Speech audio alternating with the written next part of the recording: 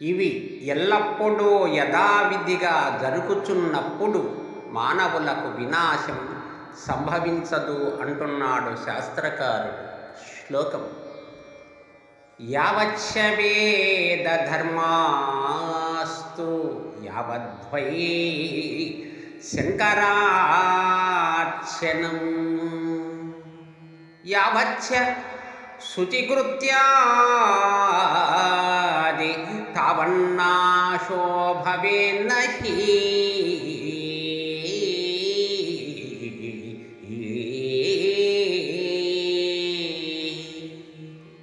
భావం: వేద శాస్త్రాలలో చెప్పబడిన ధర్మాన్ని పాటించడం, శివుని పూజించడం, పరిశుభ్రత, శౌచం పాటించడం అంటే ఎప్పటికప్పుడు స్నానం, కాళ్ళు కడుక్కోవడం, నోరు పుక్కిలీయడం, ఆచమనం వంటివి పాటించడం జరుగుతున్నంత కాలం మానవులకు వినాశనం సంభవించదు.